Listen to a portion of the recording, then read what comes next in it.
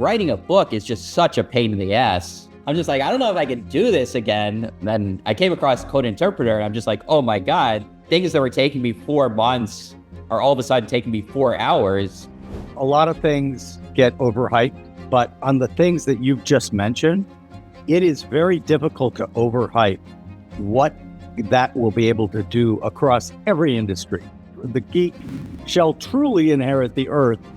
There's been an idea for a while that NBA players come from more troubled backgrounds, and that's never been true. If you look at the data, both African American and Caucasian males much more likely to reach the NBA if they come from a 2-parent home, if they come from a middle-class background rather than a poor background. Wealth is a huge advantage to reaching the NBA. Sometimes the story of someone who overcame the odds is so compelling that we forget the reason that it's so compelling is because it's not normal, it's hard, it's difficult.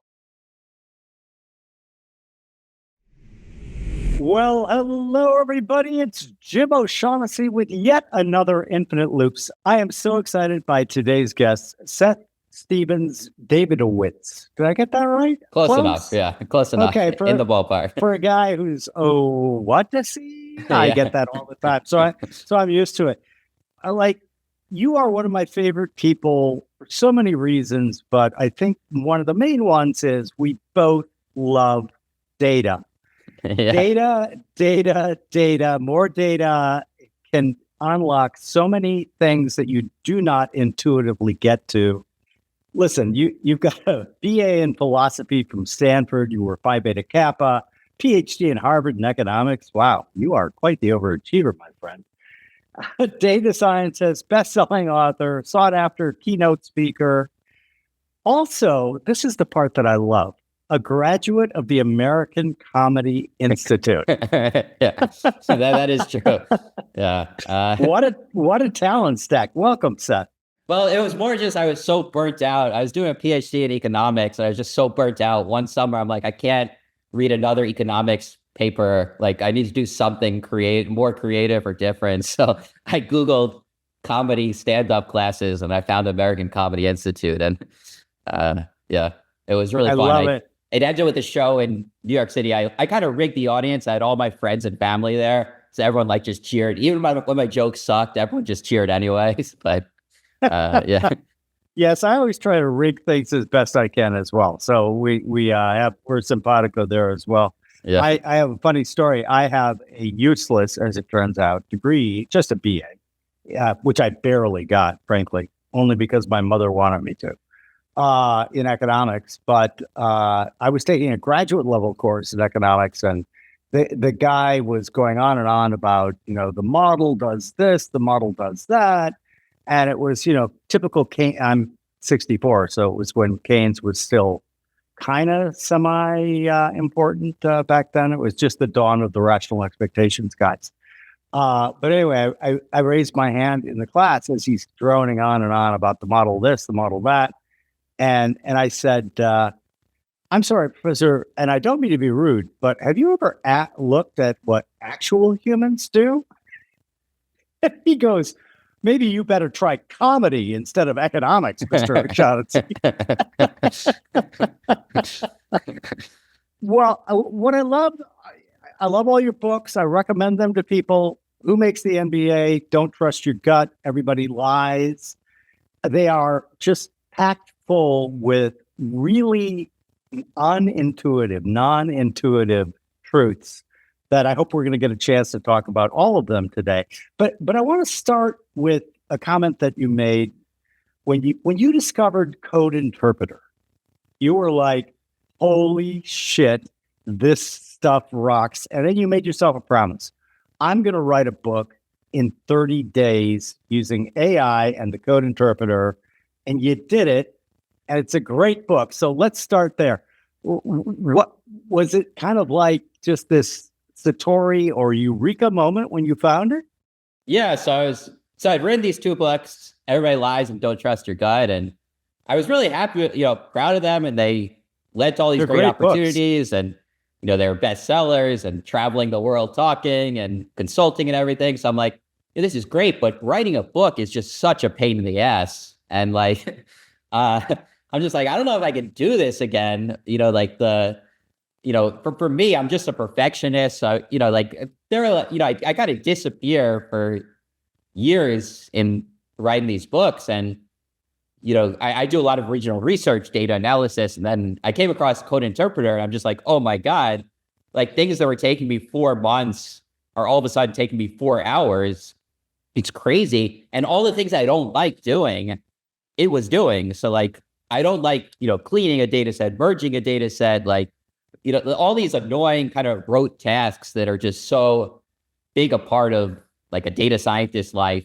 Code Interpreter is just doing it in seconds. And I'm just like, wow, that just leaves me to do the things I actually really like, which is coming up with ideas, testing them, writing them out, explaining them. So it was, the 30-day thing was just, yeah, like it just gave me kind of motivation and was kind of like a fun way to do it. And yeah, it was like, it was I kind of say it was the best 30 days of my life, which I was explaining to a friend that recently. And I just like said that, like that was a normal thing. And they're like, Seth, that's kind of odd. Like most people, when they describe the best 30 days of their life, it's like their honeymoon, like when their child was born, like second semester, senior year. Like not I was working on a book for 30 days, but that's probably says a lot about me. Oh, you must be but here's the thing, Seth, you are a blast to talk with and at a cocktail party and all of those things. So what some would see, I've been saying a lot recently, the geek shall truly inherit the earth because of the power that we now have in our hands with things like Code Interpreter, AI models in general, etc. And having written 4 books, yeah, I completely agree with you. But man, I have been dreaming of AI and that type of stuff. I keep journals, and I didn't call it AI, but one of the earliest references I had was like in 1982. Wouldn't it be fucking great if we had a machine that could do all this? And that's the part about it that really excites me. Your book about the NBA, which we're going to get into in a minute, is really fun because it's about the NBA, right? What AI is really, really good at is getting rid of all of that laborious, boring, just time-consuming stuff. I had, like, one of my big things when I was at OSAM, which we subsequently sold to Franklin Templeton, was we came out of Bear Stearns into the great financial crisis, and I kind of sat down with my team and said, well, we're probably not going to sell another long-only portfolio for the next 3 years. So here's what I want you to do. And the thing that they rebelled most against was cleaning the data. Yeah. Because it is, having done it for my book, What Works on Wall Street, oh my God. When you start dreaming of the numbers going down a screen and you see the wrong one in your dream, you know that things are pretty dire. But, the data is dirty. A lot of people don't get that, right? Yeah. Like, especially financial data. And to get them a little more revved up, I think it was Apple, and put it up on the screen in the conference room. And I said, what's the PE of Apple? And like everyone, sort of the traders shouted it out, and some of the data guys said a different number. And then I pulled up all the various sources. FactSet, 1 PE. Reuters, another PE. Financial Times, 3rd PE. None of the PEs matched. I said, guys, Apple is one of the biggest companies in the world, and none of this is cohesive at all. Yeah, and and I think AI is going to really fix a lot of this, revolutionize a lot of it, and that get the right numbers, clean the numbers, fix the numbers, explain when the numbers are off, why they might be off, and quantitative finance is definitely an area where AI is, coming big time and going to improve things big time. So, but there are just all kinds of areas, like, Code Interpreter was just kind of, my eureka moment where it was like, oh my God, this changes everything. I thought about AI up until that point as like, people are talking about it. I kind of thought it was cool. I used it a couple times. I wrote some poems for my girlfriend using ChatGPT, and they were okay poems. But then Code Interpreter was the first time I'm like, holy cow, this is just gonna change absolutely everything in the areas I know. I'm like, I can just guarantee this is like a total revolution in, the creative process. And I think, a lot of things get overhyped. I honestly think even with much of the hype is bullshit, in my opinion, because, well, that'd be a long conversation. But on the things that you've just mentioned, it is very difficult to overhype what that will be able to do across every industry. Now, certain industries are going to be affected more than others. You make a point that if you really want to clean up, find an industry that is really bad at collecting data, using data.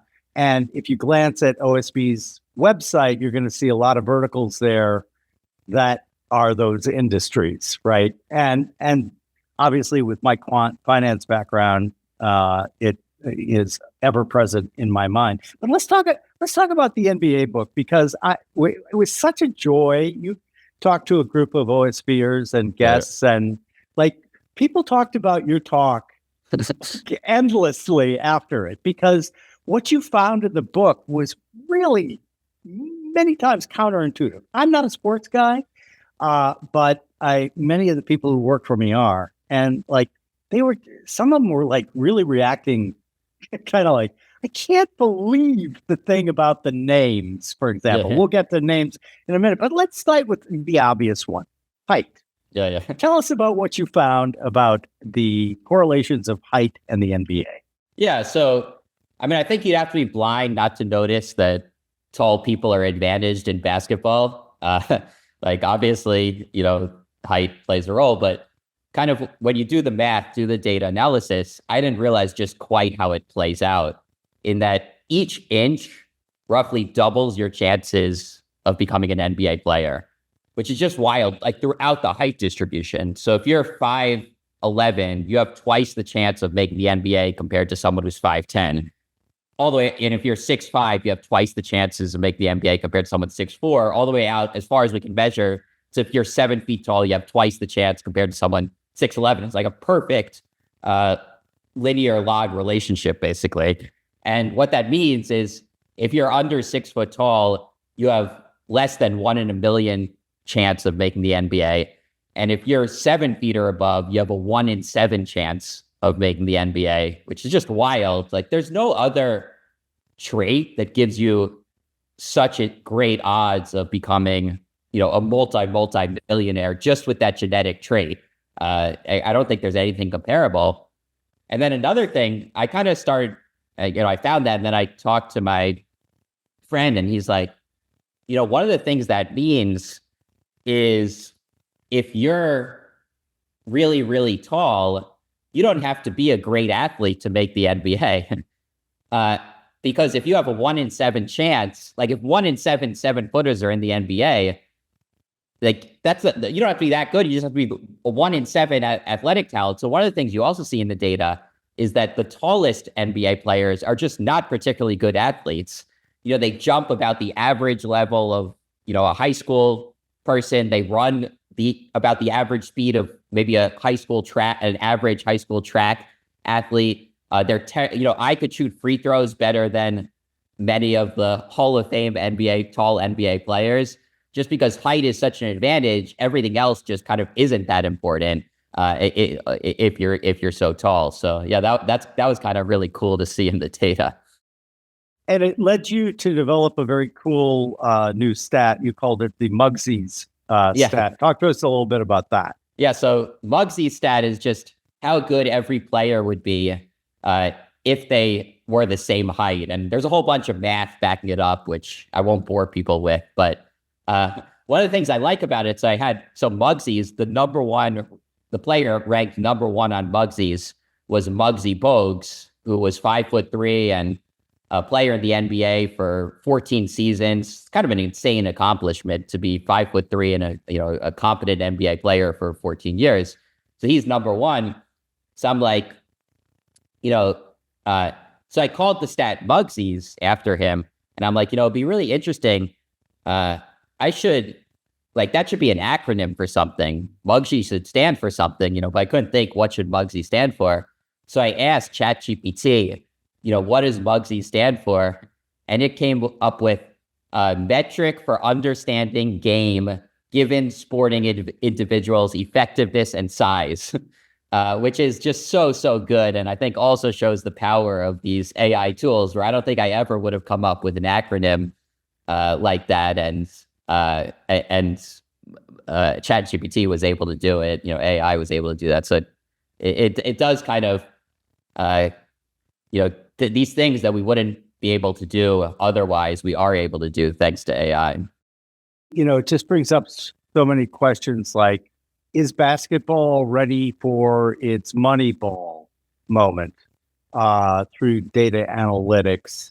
And then a side question that doesn't have a lot to do with basketball, but is there a height equivalent for a data scientist? Like, in other words, 7 foot tall, 1 in 7 chance to get into the NBA, right?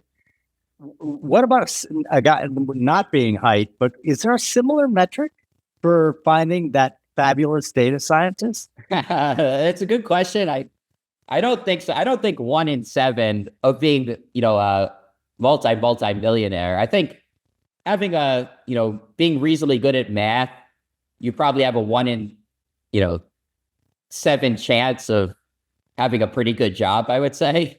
But I wouldn't say a 1 in 7 chance of, being, worth, a $10 million a year salary and all the other perks of NBA stardom. So I think, what makes it, and I don't think 1 in 7 chance of reaching the very, very top. I don't think other fields are so dependent on one thing in the same way that NBA basketball is. There are so many skills that tend to, contribute to someone being good. Even just other sports, like, what makes a great soccer player. I don't think there's something like height that is so important relative to everything else. I think there are lots of traits that come into play. On that note, do you think then, for the first part of the question, is there a way you can Moneyball basketball? Yeah, I think there definitely are. It's a little bit more complicated. I actually have been talking to people. I'm trying to figure out kind of other things I want to do with my life. And I'm like, maybe I should work in basketball because I love the game so much. And I'm kind of like, what would that be like? And so I talked to a whole bunch of teams trying to figure out if there's a way to, get into the field. And it's a little complicated. I found out some interesting things. One of the things that I found out is that kind of the stats people, so much of picking the players just have to do with arcane and very formulaic salary cap rules. So like they're not trying to find necessarily the, massive inefficiencies in the market.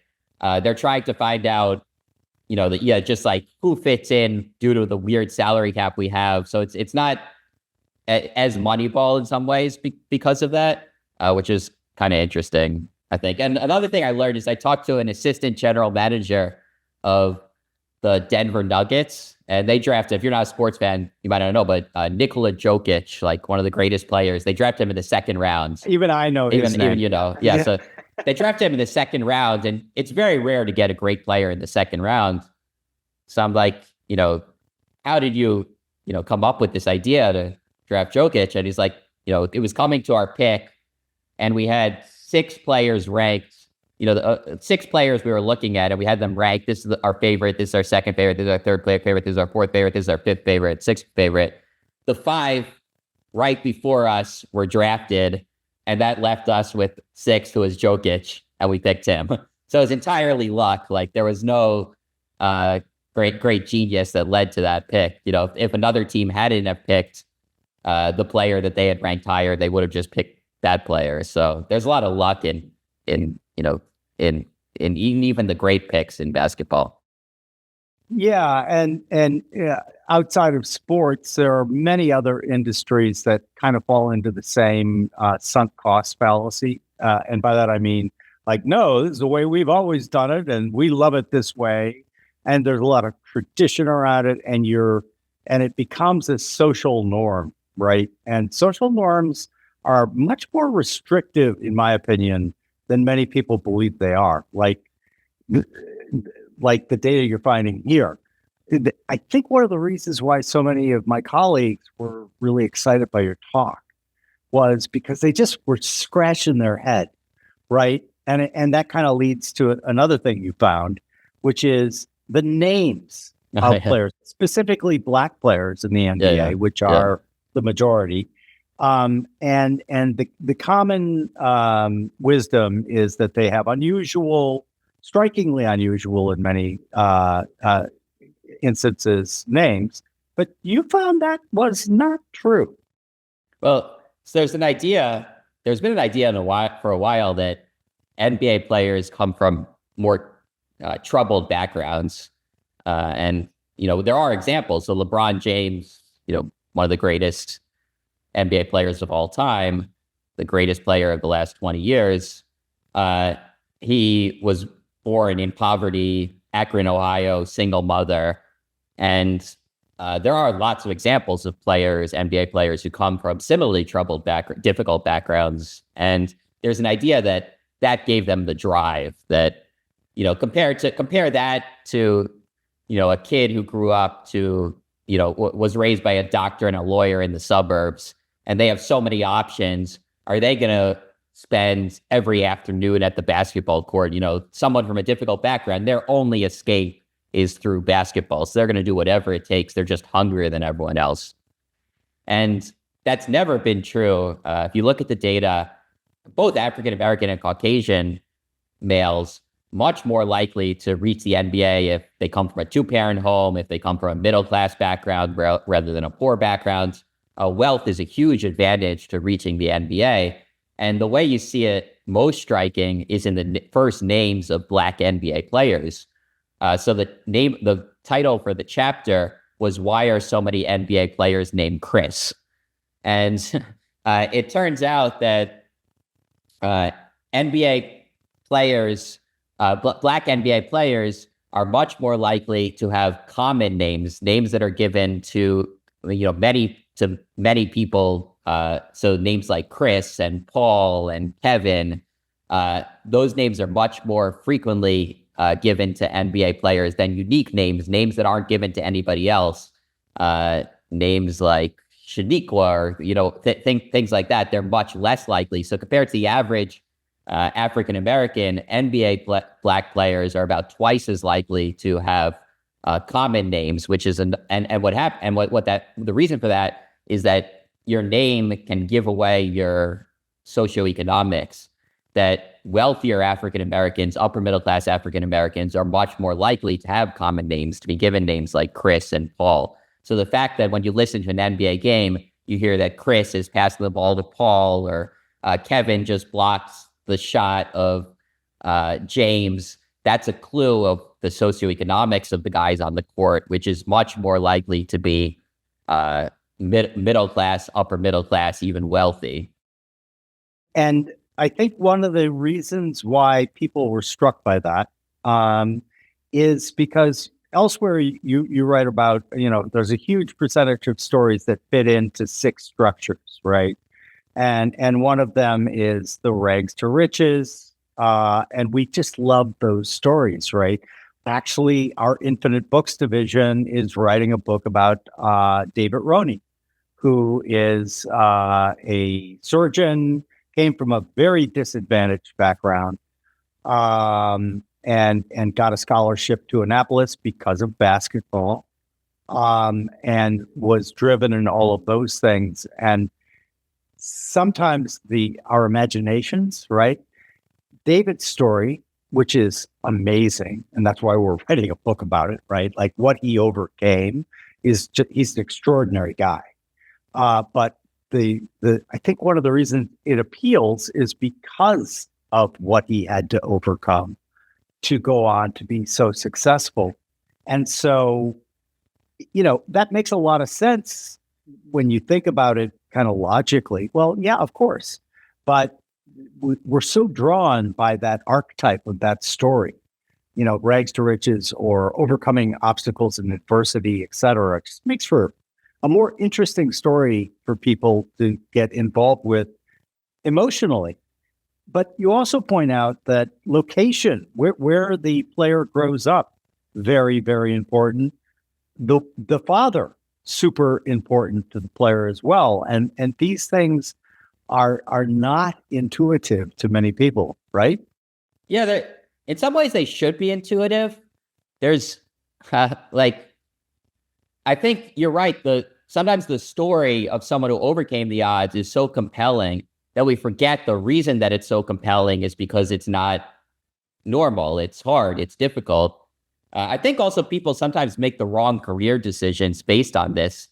They learn about a story that is so compelling that they forget that it's not normal, and they end up, thinking, making decisions. There's a line in business, use your unfair advantage, right? So you don't want to, do things that are necessarily really hard for you or really, lean into your disadvantage. Even if it would make a better story, you want to pick something where you have an unfair advantage, where you have, whether it's capital or your network or the university you went to or your expertise.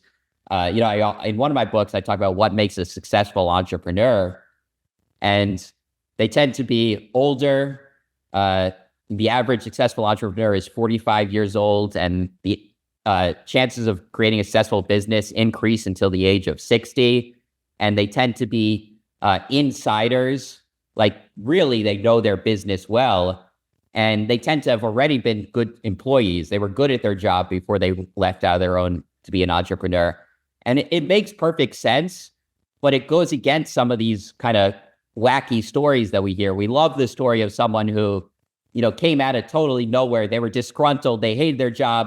Nothing worked. And they're just like, well, I'm going to, create some wild business. I talk about some woman who created Poopery, a product that basically gets rid of the smell of poop, despite having no background in, chemistry or anything in that area. And everyone just loves this story. They're like, oh, what an amazing story. I want to do that too.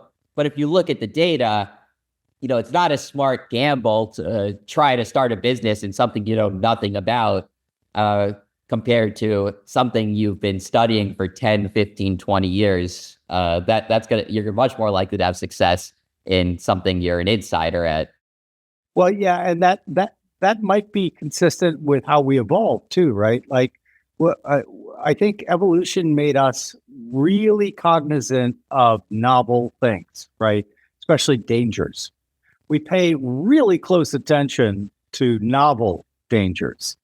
Dangers that have been around for a long, long time. We're like, we know about that. And as I was listening to you, of course, intuitively, one would get, at least if you ask me, right? Who's going to probably have a higher probability chance of doing well? Some individual who grew up in a two-parent household that was relatively well off, well educated, etc., or somebody who had a very dysfunctional childhood, single parent, maybe even foster care. I'm going to always pick this one over here, right? I'm going to say, on a big probability basis, this individual is going to probably go on to do better. And I think that's part of the appeal, right? That's not novel. That's kind of table stakes. Over here, we love the novelty of the fact that, good Lord, look at what they overcame. Or look at, they invented something they had no expertise in. It's the vividness of those stories. One of my favorite sports movies is Rudy. Now, I like Notre Dame, and I had 2 kids graduate from there. But again, you're 5 foot nothing, you weigh a buck nothing, and Rudy didn't go on to be a big sports star. But the whole story was just about the fact that he gave so much to the Notre Dame team that they put him on the field so he could be included in the picture of that particular class of football players. And I think that it makes sense that the vivid, unexpected, unusual is going to grab our attention much more than the much more, pedestrian, mundane data. But you're probably better off, right? If you're not like Rudy or not one of those people, as you say, maybe don't look at some inspiring story of 1 in a million type guy and say, I'm going to be the second guy. Yeah, I mean, it's dangerous. I talk in one of my books, Don't Trust Your Gut, about, after the Social Network movie came out, where they talked about Mark Zuckerberg creating Facebook, like there was just a huge rise in 18-year-old entrepreneurs, people dropping out of college to start their business. And, the failure rate of an 18-year-old entrepreneur is just insane, like through the roof. It's very, very hard to start a business at the age of 18. And, Mark Zuckerberg is that one in, he's a 1 in a billion outcome. And, I think it is dangerous to build your life around these 1 in a billion outcomes rather than, studying the people who had a success that was higher probability, that there are many examples of them. And again, use your unfair advantage. If you're 7 feet tall, go into basketball. If you have been studying a field for 10, 15 years, use your network to start a business there. Like, there are all these areas where you can really have a great probability of a big success, but they may not be as exciting as kind of like gambling it all on some, one-off thing. They're not going to make a movie about you, basically, if you do that necessarily, right? Right. Yeah. And that's the part that intrigues me to no end, right? The movies are entertainment, right? Yeah. And what's entertaining? What's entertaining is not watching a guy go build a car dealership in Akron, Ohio. Yeah. And, but it also focuses societies or our hive mind in ways that, as you point out, can lead to really bad decisions down the road, right? Because if you are going the route of, I'm going to take this incredibly rare individual who I have great admiration for, and I'm going to do that, you are stacking the deck against yourself, not the other way around, right? Like when I was early on in factor investing, which is quant investing, like the stories that I would tell are, would you go to a doctor who says he's going to wing your treatment? Like you walk in and you're like, oh my God, I've got this horrible pain here in my right side of my belly. And he looks at you and says, pharmaceutical rep just came in and handed me these little yellow pills. And he said they were great. Why don't you try them? You're going to run like hell. You're going to want to go to a doctor that says, here's what you have. We've done massive meta studies on the medications that work in this particular case. Therefore, this one is going to be what's right for you. But like, even when I would tell people that, I used to say, I tell stories to explain to you why you shouldn't pay attention to stories when making your investment decisions. But it seems to me that we humans, our OS runs on stories, right? And so one of the things that I love about you is that you are really good at telling a fun and compelling story, but basing those fun and compelling stories on data. Yeah, that's right. That's something I try to do. And, it is a challenge. It's always a challenge. How do you explain to people that, the average successful entrepreneur owns a beverage distribution company? Like, it's not as fun as the stories about the woman who cured poop or Zuckerberg, being an entrepreneur at 25 years old. So it's a challenge, but I think stories do stick in people's minds. So you can't just, necessarily just show the charts and the data. You have to add the story and add, I talk about someone I talked to who runs a beverage distribution company and kind of explained what his life is like and try to make it more compelling to people. And I think, for me, even just charts and graphs and data, there is something inherently, like I see the stories in that, like, in some ways they're better stories because there are millions of people behind that. There are millions of stories, that are leading to that incredible clear pattern in the data. So I think in some ways data can be better for storytelling than other methods of telling stories, because they're the stories of the masses. They're the stories of how society works in some like fundamental way, and that is something I do put a lot of work into. Like, how do you show the data, show the numbers, allow people to really understand how the world works, but also make it compelling to people? Yeah, I think that was something I learned the hard way, and thus changed the way I presented what I was doing to people. Because the first time around, I was a bit geeky about it, to be honest, and I showed a lot of numbers and I showed a lot of graphs, and I was very disappointed after like one of my first real big presentations. People were just kind of like, eh. But Yeah, and then I kind of realized, well, that's because you didn't tell any stories. yeah, yeah, yes and no, because one of my favorite pieces of data, I think this one was also don't trust your gut, is in dating. They like who are the most successful daters, who get the most matches on online dating sites. And like the most successful daters are kind of the obvious people you'd expect. So they're, just incredibly good looking. They look like Natalie Portman or Brad Pitt, and everyone wants to date them. Okay, we know that I'm not in that group of people. Most people aren't in those group of people. So that's not going to work for you. So who else is successful in dating? And they found that the most successful daters are really polarizing. So they have like, it's women who shave their head or dyed their hair blue, or just they get a lot of really terrible ratings and a lot of really great ratings, but they have an audience who loves them. And I think there's something similar in business sometimes, where even if you are like a total geek, like maybe you just need to sell the total geeks, right? If you came and gave the presentation, it was all numbers and graphs, and I had money to invest, I'd be like, okay, Jim's my guy, right? So it's not totally, you don't always need to, it depends if you need to appeal to how many people you need to appeal to and how strongly you need to appeal to them, right?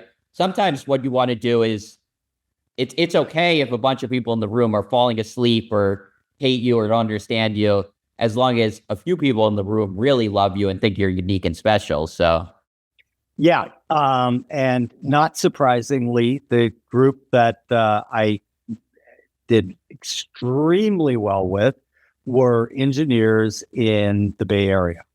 yeah, yeah, They were just like, just the numbers, man. Just show me the numbers. yeah, I think it's, in dating and business and life, a lot of it is also finding your audience. So leaning into who you are and then finding your audience. So I think some people make a mistake. They give a presentation and nobody likes it, and they think the problem is the presentation. The problem may have been the audience, in that you haven't found your crowd yet. And yeah, similar, you're getting rejected over and over in dating. It doesn't necessarily mean that you're doing something wrong. You may just have not found the right people to go on dates with. So Yeah, and that also brings up your observation that people often, with regularity, choose the wrong metric, right? Like beauty, career, are they rich? Are they beautiful? Those are pretty shitty metrics, actually, if you really want to go on a date. And you point out that the predictive power belongs to looking at psychological traits. And the one you just mentioned, they're somewhat polarizing. yeah, so if you do studies of what leads to a successful marriage, and they've studied, tens of thousands of couples and how happy are they, they've used speaking of AI, they've used machine learning to build models like of every possible trait on these two couples, what predicts that they're going to get along, lead to be in a happy, lasting relationship. And the overwhelming evidence is that the predictive power, the partner that's going to most likely make you happy in the long term, the things that don't matter are all the superficial things, like, are they beautiful? What career are they in?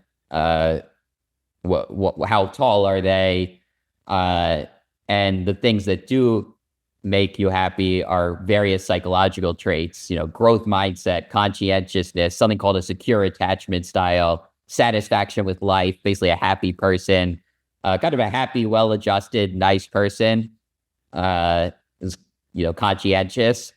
Like, that's what really matters in the long run. according to the data. So that's kind of another area where shininess kind of tricks us, right? So if someone shows up to the date, like one of them is just stunning, but they don't really have their stuff together, and the other one is a little plain looking but gets the job done, a lot of us kind of also evolutionarily, we're going to be drawn to that stunning face, right? And stunning body, but it's not necessarily what leads to long-term happiness. Yeah. And it also, one of the reasons why it intrigues me so much is it seems to be universal across whatever you're looking at, right? So stocks, obviously, right? Glamour stocks, they even call them glamour stocks.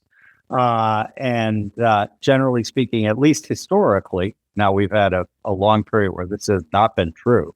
So we'll have to wait and see as data comes in. But glamour stocks historically not great performers at all. We often would do a study where we took something intuitive, like, for example, what if we just bought the 50 stocks with the greatest percentage increase in revenues over the previous 1, 3, and 5 year period, right?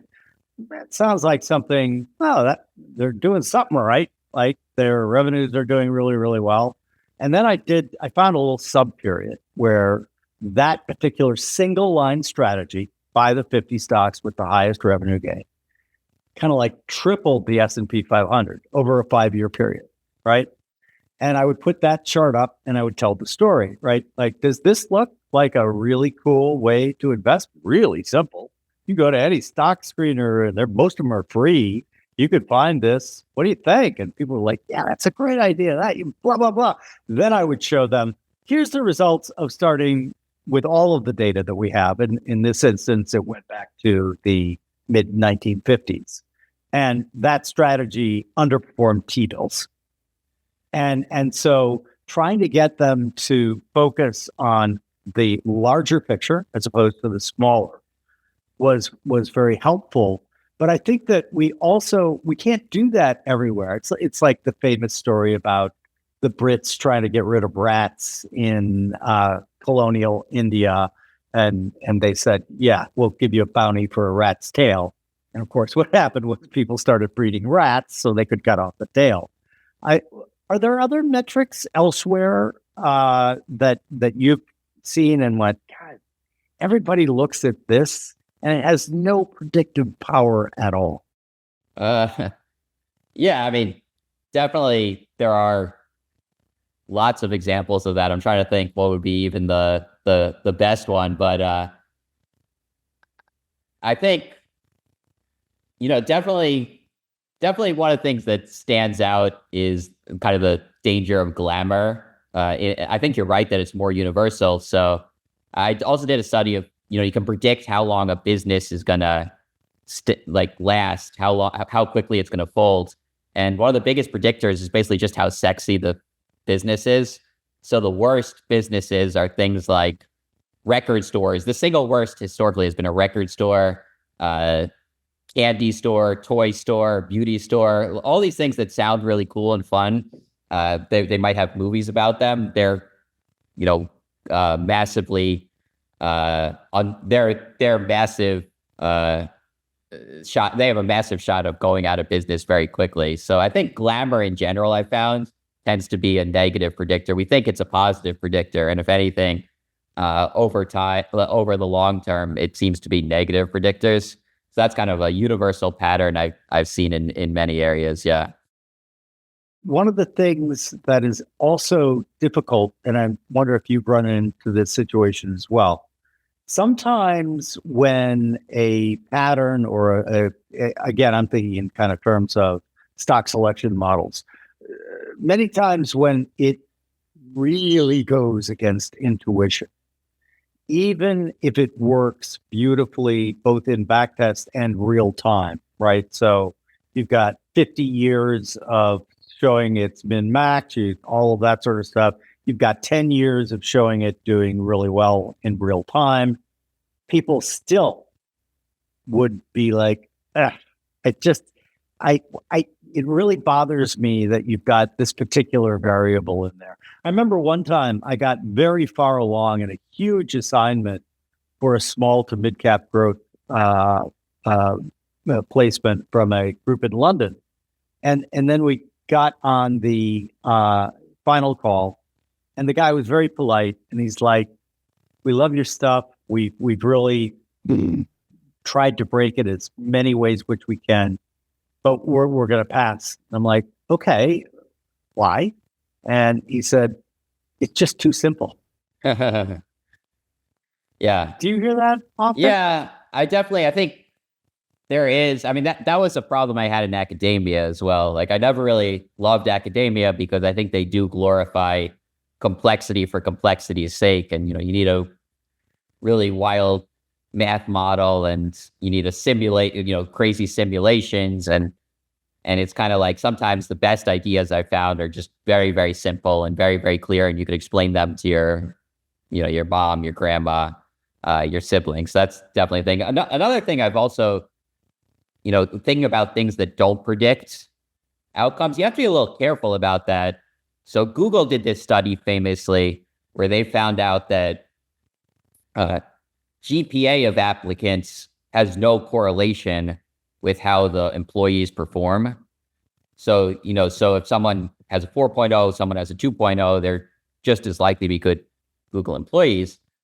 But there's a little danger of going from that to we're not going to care about GPA at all, because a lot of the people with the 2.0 GPAs, they had something else that made Google want to hire them despite the 2.0 GPA, right?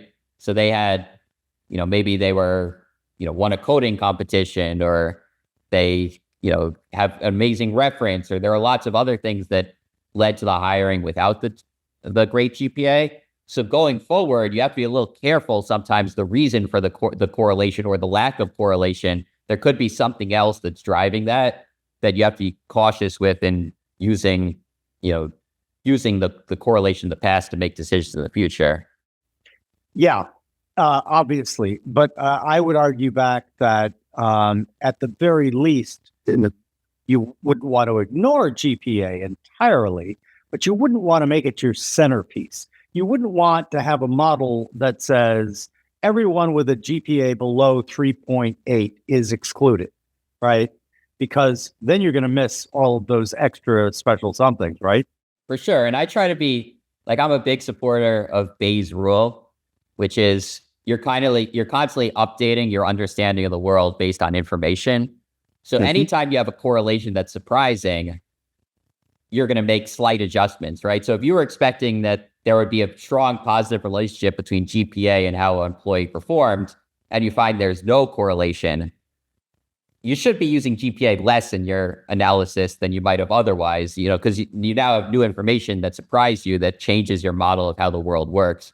So I'm kind of always adjusting my understanding of the world based on data I'm coming across. And my personal experience here is sort of interesting because I look at the world the same way as you do. And another thing that was found to actually not add anything, and in certain studies subtract, is the standard interview. Where do you see yourself in 5 years? What is your greatest weakness? I just care too much, right? And yet I work too hard sometimes. I work too hard. I care too much about the company I'm working for. That's it really kills me. I just care too much. But the reason I bring it up is because I stopped doing traditional interviews. And luckily, for most of my career, I've had my own company. And so I could do what I wanted to do. For a while, I worked for Bear Stearns, running their quantitative investing group. And the pushback that I got from people about abandoning the traditional interview process was really extreme. And it goes back to what I mentioned earlier. I was violating a well-established cultural norm. And people really don't like it when you do that. And so, I'll tell you a funny story. So they let me once, and you'll learn why. It was only once. They let me interview candidates for an internship at Bear Stearns. And literally, I only recommended one person, who, by the way, got recommendations from every other big investment bank and chose to go, I think, with Goldman Sachs. But what I did in the interview process was I wanted to see how they thought. So the question that I gave all of them was, the S&P 500 is a total return index. In other words, it reinvests dividends and gives you the total return. Had you reinvested dividends over this period from 1926, 27 through here, that itself has some things that isn't quite right about it because it isn't the S&P 500. It's a proxy for it, et cetera. And then I would say the Dow Jones Industrial Average is only 30 stocks, and it doesn't include the reinvestment of dividend, and it's not cap weighted like the S&P 500 is. And then I said, if the Dow was cap weighted and reinvested dividends, what would it be at today? And like literally, I knew they weren't going to come up with the right answer. I didn't come up with the right answer when I tried to do it. What I was looking for, how do they do things? How do they go about solving problems, right? And that led to like this sorting mechanism, which got this guy. But again, they were mad at me. They were like really mad at me. And I think one of the reasons were like a math major I asked when they sat down, I was like, oh, math major, cool. What's 17% of 72? And like, just because I didn't care. What I wanted to see was the reaction. How do they react to that? Do you see that as kind of a pre-existing kind of cultural reticence to be too oriented toward like data analytics, et cetera? Or did I just stumble into the wrong interview process? No, I think one of the frustrations I have with like the world and definitely business is just people don't collect enough data. It's like, it's really frustrating to me that they've been doing all these interviews and they haven't, correlated how did they rate people on interviews and how does that lead, how happy are they with the employee down the road? Like nobody does that. And like they just do it, people just do things because they did them. And I think even if, you have a different idea, like I recommend people collect data on your new idea, because maybe you're just so pissed at this old idea that you come up with a new idea that actually doesn't work, but then you have your own biases in that direction. And maybe so I don't know. I think there's just not enough data on these things. Like these are answerable questions, in my opinion. Like, do interviews predict long-term performance? Are answering questions that are more about how you think than the answer, does that lead to better performance? I think all these questions do have an answer, but I think for whatever reason, people just aren't in the habit of, testing their hypotheses here. And, or they, kind of speaking to the idea that one example, shiny example, kind of biases us. If there's one time someone answered a question really well at an interview and they were a great performer, everyone's going to be like, that's the question we need to ask, when it's really only one example that led to that. So I think we sometimes do, that we're not very systematic in some of these decisions and like really understanding. We all have our biases and our ideas and our anger about the way our old boss did it or the way we were passed over that lead to, theories that aren't necessarily data driven. By the way, they didn't call my group at Bear Stearns quantitative equity. They called it systematic equity. Right. You just used to say, yeah, right. Yeah. And one of the things that I have always believed is I'm probably wrong. And so when you have that as one of your mental models, that leads you to seek tons of data, right? What you don't, I learned early on, I trained myself to be interested in those kind of 1 in a million stories because they are interesting. But I also trained myself to say they're not likely and, they're possible, they're not probable. And one of the things that I found, and I developed some pretty good stories, honestly, using data and compelling people to pay more attention to it. But I did notice and continue to notice a reticence to go to there's a old sports thing where the guy says, let's go to the videotape. And I used to say that all the time. And that people would get that. But I also find like the whole idea of A/B testing. I think it's one of the most important things in the world to do, right? Who knows whether this idea that I think is great really is great or really is going to attract the right type of audience that I'm interested in. And one of the things, you call it doppelganger search, but nearest neighbors, like that's how Facebook makes all of its money. People are like, well, how is Facebook still surviving with, the average age of the user there is like 60 minutes these days. How are they doing it? Well, they're doing it by, doing a lot of A/B testing in silico. And talk about that a little bit, because that's another love that we share. Yeah. So, I mean, basically, what tech companies realize, the gold standard of seeing whether something works, we know this in medicine, is randomized controlled trials. So you want to know if a pill works, you give two groups. Control group gets placebo medicine, treatment group gets the medicine. Then you measure their outcomes and see, whether the people in treatment group less likely to have the disease in however many months. And it's kind of a standard for doing things, standard for increasingly the rest other areas of social science have used randomized controlled trials, but randomized controlled trials take forever. They're expensive. You have to raise all this money. You have to get people. You have ethical issues. You have to get them through an IRB board. And what Silicon Valley companies realize is they have all this amazing data. You can create a randomized controlled trial with a couple lines of code. So you could show different groups of your users, different versions of the website, and see which one leads to more clicks, more advertising spending, more time on your site, whatever metric you're interested in.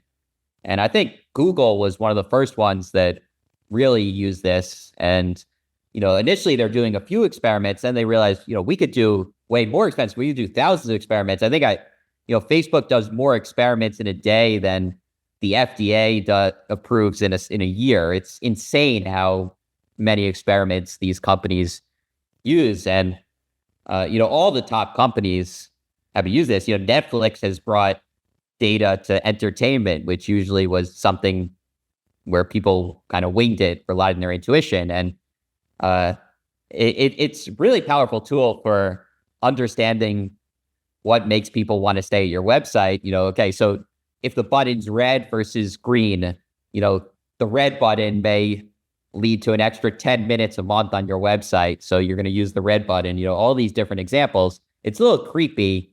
One of the reasons that people are so addicted to these sites is that the data analysis is so powerful. The A/B testing is so powerful. They've really figured out exactly what maximizes the chances that you do what they want you to do, which is spend more time on the site and click on more ads. Yeah. But also, to just make the opposite argument, like in all the verticals that we have, books, entertainment, podcasts, etc., we also look at it as finding the right fit with the audience that wants that kind of content, right? I hate that word, by the way, but I've got to figure out a new word for content because I don't like it. But like with books, for example, Amazon, there's a reason why they're recommending you books that you end up reading and think, God, I really love this book.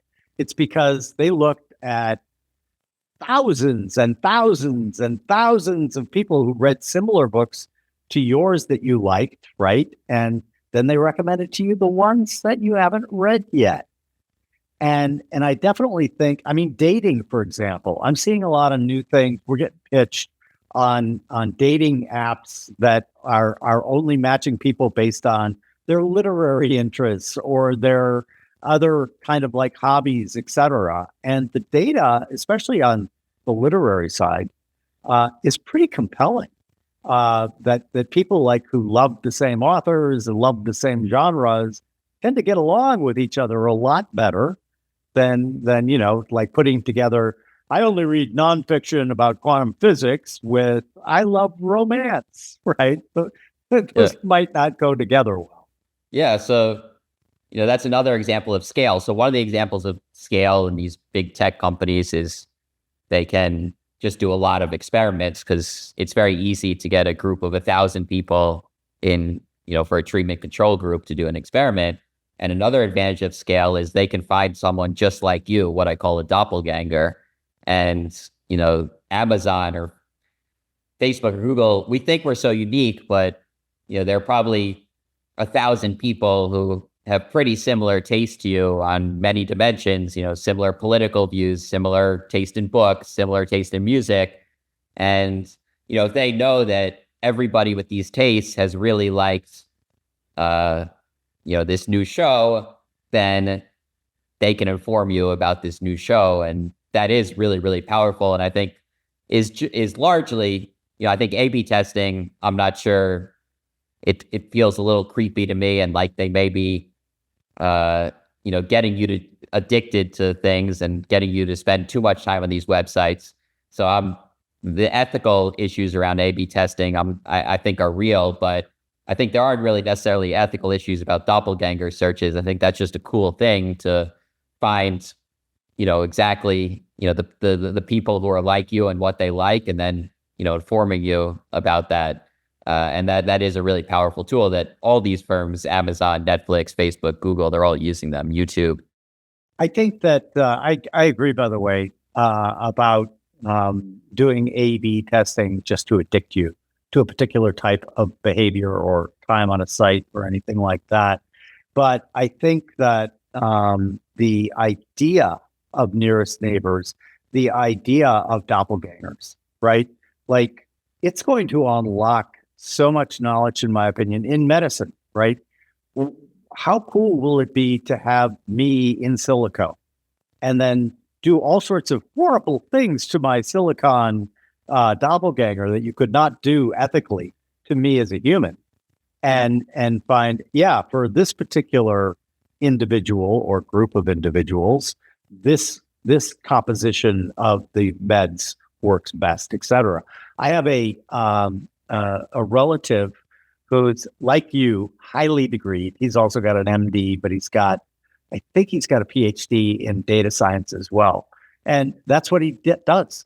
He's brought in by big pharmaceutical companies to interrogate the data with drugs that failed for whatever reason, for what the pharmaceutical company hoped they would be able to be efficacious at. And then Grant will go in and say, oh, well, you've got a drug here that, well, you wouldn't want to prescribe it broadly. Its efficacy in just postmenopausal women who are slightly overweight, not obese, is like much, much better. Do you see those kinds of things getting unlocked across various disciplines and industries? For sure, but you have to be careful. I don't want to get too technical, but obviously overfitting is a huge danger here. Right. If the group is so small using the story to illustrate the idea of the use. I agree. You don't want to overfit. You don't want to overfit and find, think you found. You have to be very careful with these tiny groups that, is that a real effect or just noise in the data? But you see, so I say that the first time we really saw the power of doppelganger search was actually in sports and baseball, where one of the ways they figured out, is a player still going to be good or are they shot, is just compare all the other players who had a similar profile and see what happened to them. And definitely then it kind of came to recommending content with the big companies.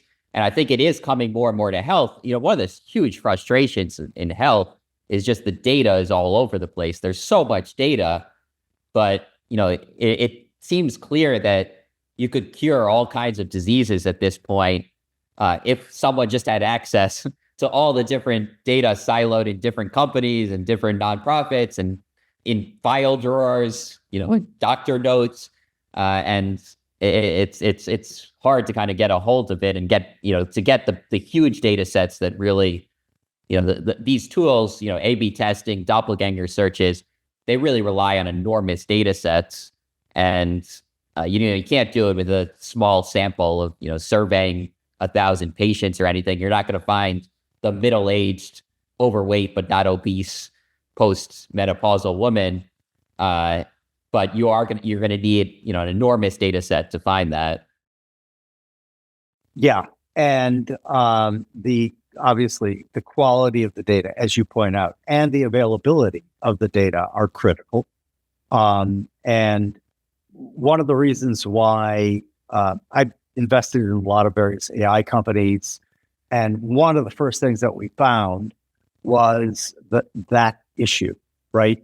Companies were absolutely terrified of letting a large language model behind their firewall because they did not want their data escaping into the wild.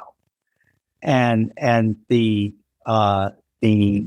this seems to be a really pernicious problem. Do you have any ideas for like how that could be solved? I don't totally know. It just strikes me that people are there's this example I talk about in Everyday Lies, my first book. It was all about all the things we could learn about people from search data. And there's this study where they followed people over time who had got diagnosed with pancreatic cancer, their searches over time. So that, and pancreatic cancer, that's a disease, the earlier you find out about it, the more likely you are to survive. Like, it's not a good disease. It's very low survival rate, but you can double or triple the survival rate if you learn early enough, from 5 to 15%. And they basically followed people on the internet, all their searches. What symptoms did they search before they got diagnosed with pancreatic cancer? And they found these really subtle patterns. So like indigestion followed by abdominal pain is a risk factor for eventually getting diagnosed with pancreatic cancer. Whereas abdominal pain followed by indigestion, or abdominal pain by itself or indigestion by itself, are not risk factors. So it's like the precise order: indigestion first, then abdominal pain. And that is just not known by the medical community. Nobody has data sets that big, with the time series of symptoms. And it's kind of like, but, so Microsoft did this study, but I don't think Google's done a study like this. And it kind of angered me. I'm just like, we could do this study. Like, I don't see the risk here.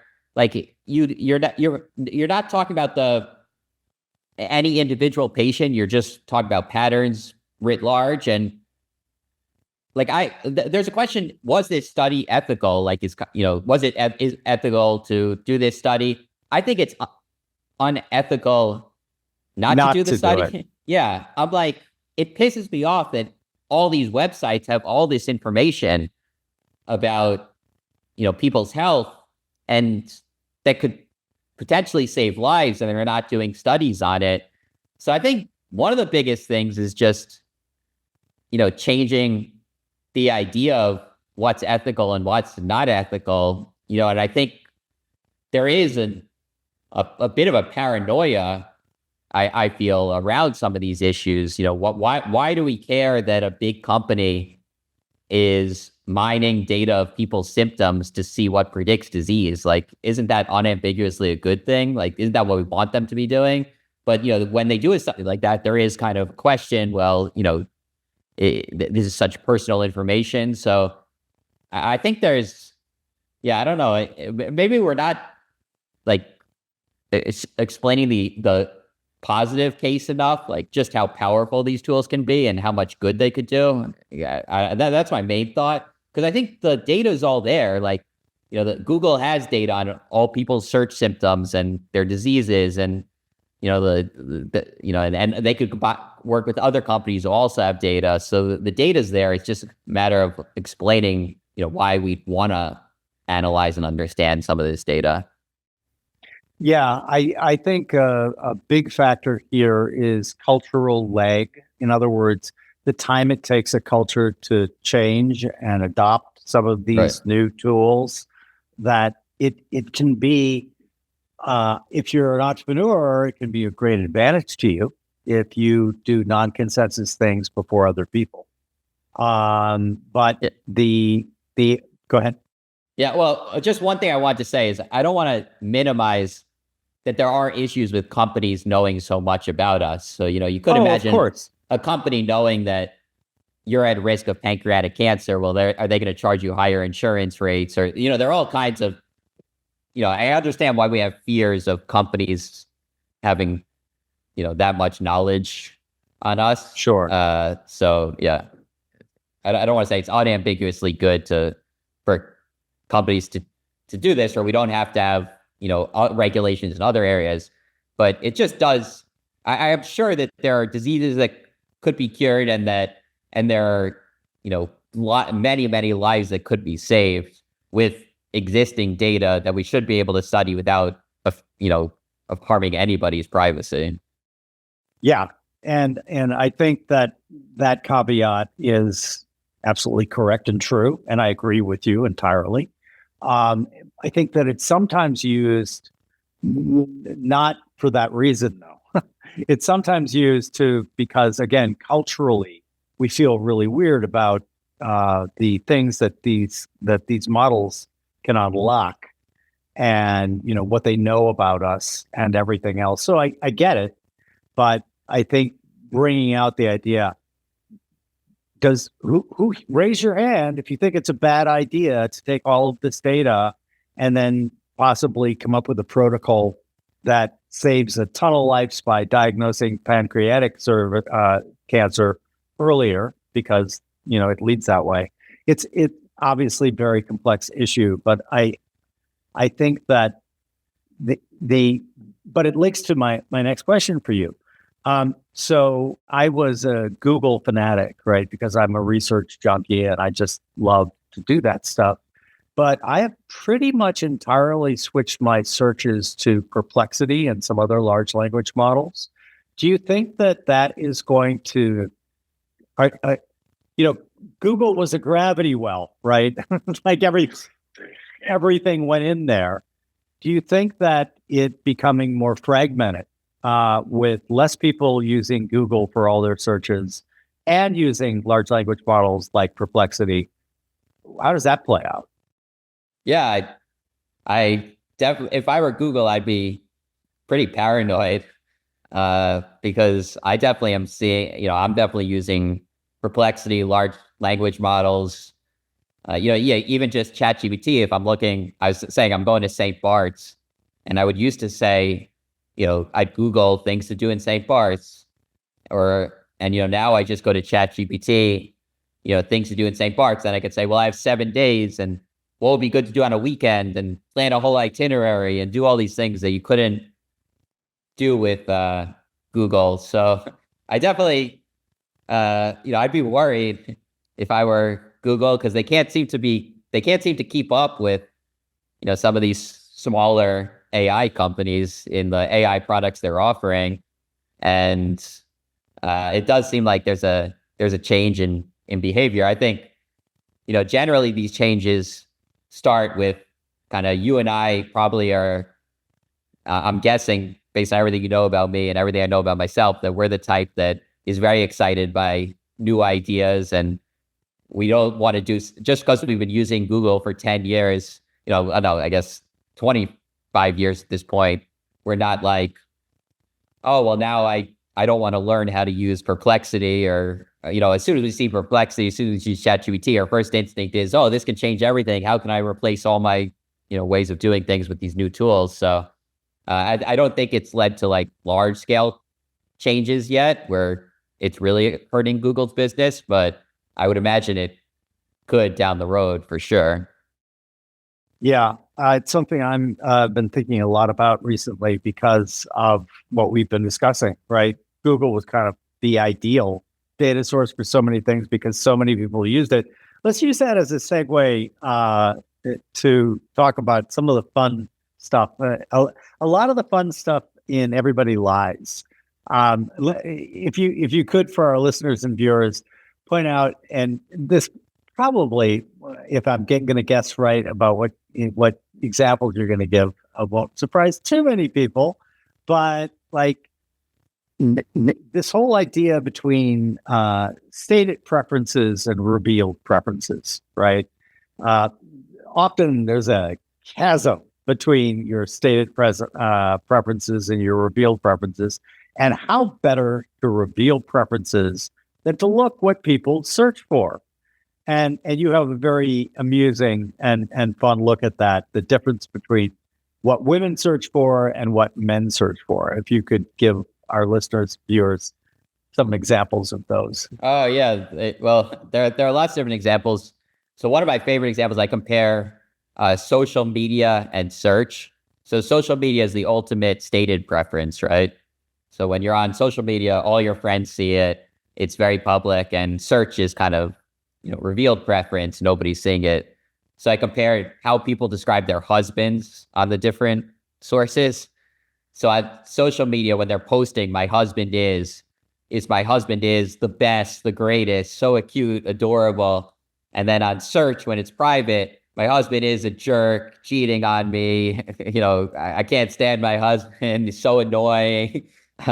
And I think that's a great example of the difference, based on the incentives you give people, what kind of data you get, and also the difference in, what's really going on. I think a lot of depression these days, and, particularly among teenagers, comes from social media makes it seem like everybody else has such an amazing life, and they're always on a great vacation. Their family life is perfect. Their relationship is perfect. And I think it's good to keep in mind that that's the stated ideas, and it's this, it's not necessarily the full picture. And you see more of the full picture definitely in people's Google searches. I have long said that social media is the ultimate Potemkin village. Yeah, I definitely agree with that. Although, sometimes there's a darkness to what you see in the search data. So I think I start the book talking about racism. Yeah. And that's an area where you ask people in a survey, are you racist? Everybody says, no, of course not. But I was shocked by how many people on Google make really, really explicit racist searches. And the areas in the country where people make those racist searches, African Americans had worse outcomes. They're more likely to be stopped by police, worse health outcomes, lower wages. So it's some of the things you learn are amusing and funny and cute, and some of the things can be really dark because there is a darkness inside, in the underbelly of society that isn't always talked about. That can be dangerous too. Can lead to riots and wars and all kinds of problems. Yeah, and should not be ignored. And it brings us back to that point, right? Like, I agree with you on the sensitivity of the data, that you have to, how do you ethically do that? But by the same token, if we could use or have an early warning system, right, on dark things like racism, likelihood of teen suicide, all those kinds of things. Like, wow, that would be really hard for me to argue against having that available to people, right? And potentially it changes their mind. Yeah, I think it was a public service. So a lot of the data I analyze in Everybody Lies is Google Trends data, and they make all this anonymous aggregate data available. And I think part of it is PR. And, Google's in the news a lot. Although Google doesn't necessarily need PR. Everyone knows who Google is. I think part of it was Google's just such a research. Sure, it's an organization with tons of scientists, researchers, and I think they did feel like this was somewhat of a public service and could be of use to the research community. And there have been examples of researchers using it to predict flu outbreaks or various disease outbreaks. And there are so many more things that can be done with this type of data to help improve society in various ways. The other thing that we've touched on throughout our conversation, but we haven't explicitly called out, and that is the seeming preference of many people for small data sets where they themselves have, like a doctor, right? I'm of the 100 patients that I saw, you seem to fit into this particular thing. And small samples always have the craziest distribution pattern. Larger samples, the classic example is the question you ask people. If I told you that there were two hospitals, one which was in a city of 8 million people and one was a town of 80,000, and that there were 9 boys and 1 girl born in the hospital, which hospital do you think it is? The big city one or the one in the small town? Most people guess it's in the big city hospital for, I think, somewhat obvious reasons, like, well, there's so much more and blah, blah, blah. But that's wrong, of course. The small one is far more likely to have the unusual outcomes. What are some of the other aspects of big data that make it really unique for doing these kinds of research studies and learning so many new things that people should consider? Yeah, I think a lot of it is slicing and dicing the data set. So, the example of, postmenopausal, overweight but not obese woman, no doctor who's seen 100 patients is going to be able to pick up a pattern like that. A pattern like that needs an enormous data set to be uncovered. And just all kinds of things, seeing what's happened in one town versus another town, if you do a survey of 2,000 people, you're going to have like 10 people from all of Connecticut, right? Whereas if you have an enormous data set, you're going to have millions of people from Connecticut, and you can really see how Connecticut people differ from New Jersey people, differ from people in California. And, really zooming in on various patterns, I think is one of the biggest powers of, enormous data sets. Yeah, I agree. Are you working on a new book right now? I don't know. Maybe. I'm going on this St. Bart's trip, and if I get inspired, I might start one. Initially when I wrote Who Makes the NBA, I'm like, man, all I want to do, this is the best month of my life. I just want to sit back and write books like this the whole time. And, the problem is and maybe you can relate to this, I'm just such an obsessive person that, like, when I'm working on a project, like, I don't know how to work like 9 to 6. Like, I work I get all consumed, and it's 18-hour days, and it's just like, it's just, I'm just so obsessed with work. So, I have other things going on in my life. I have consulting projects, I have a relationship, I'm trying to spend more time with my parents for various reasons. I'm like, I'm a little wary to just go deep in another project right now, but I probably will pretty soon. So I have a whole bunch of ideas cooking. I definitely hear you on that obsessive pull. I very much like you in that respect. I guess we could say, gotta always make the pitch for infinite books. Maybe you should spend even more time in St. Bart's and then do the work there, because just think about the beautiful environment. You'd be able to do all of that. And then we'll give you a lot of help over at Infinite Books if you don't want to self-publish or go with other publishers. We've been talking about maybe working together on something which could be fun. We would love to do that, because we are very, very simpatico in the way that we look at the world. Yeah. Well, this has been absolutely fascinating, Seth. I always ask my guests at the end of our conversation, we're going to make you the emperor of the world. You can't kill anyone. You can't put anyone in a re-education camp. But what you can do is we're going to hand you a magical microphone, and you can speak 2 things into it that are going to incept the entire population of the world.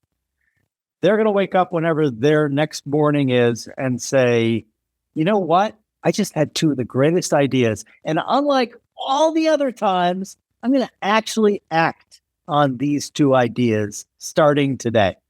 What are you going to incept in the world's population? Wait, so are they just going to hear the idea, decide whether to act, or they're going to hear the idea, just do it? They're going to think they came up with the idea, thus inception. Okay. And then they're going to act on it. Okay. Well, I guess because it's me, it's to record your data. So just get more data on everything about you. So I'm big into the quantified self movement, and just like stop winging it in your life. You know, record all your data, record when you feel good, when you have high energy, when you are happy, and notice patterns in it, detect patterns in it, what led to that. I think that could be, I think a lot of people, this is maybe more than one sentence, sorry, but it's okay. A lot of people are basically, I think a lot of people just have like very obvious things holding them back that if they just saw the data, they wouldn't. Like, they have a drink before sleeping and it ruins their sleep every time they do that. And then they're in a cranky mood, and then they're not getting work done. And like they've been doing that for 3 years, for 30 years, and they'd be way better at functioning on every level if they just didn't do that. So really, I think recording your data would be what I'd insist upon. Okay, that just counts as one. You got another one. Another one would be, to do the obvious things that make you happy, that make people happy. So, I in Don't Trust Your Gut, I talk about all the research on happiness, and the things they find make people happy: being with friends, being near a beautiful like lake, hunting, fishing, gardening, things that we kind of done for, since our hunter-gatherer days. And I think a lot of people just don't do those things. And, you live in a city, you work 80-hour weeks, and, you're not seeing your friends very much. And, so I definitely encourage people to read the research on happiness. And then if you're not happy, just how much of your week are you spending doing the very obvious things that tend to make people happy? Like, do that, ask yourself that question every Sunday or something, and then reevaluate your next week, I would say. I love both of those. Data can definitely set you free if you use it the right way and ask the right questions. It can also enslave you, as we talked about. When people know so much about keeping you glued to doom scrolling or staying on that particular website, that's not such a great outcome. But I think we shouldn't let it besmirch the absolute power of big data married to AI. I just think is going to cause such a revolution and discovery and a bunch of innovations, and obviously a bunch of bad stuff too. So we have to be very careful about that and be always aware of it and not be Panglossian about our attitude. This is just going to work out perfectly. Totally agree. Where can people find you? We'll have it in the show notes. I guess I'm on X, although I don't post as much as I probably should. Seth S_D on X. That's probably the best place. Perfect. All right, my friend. This has been great. I really appreciate you joining me, and can't wait to get together and hear about that maybe next book. Thanks so much, Jim.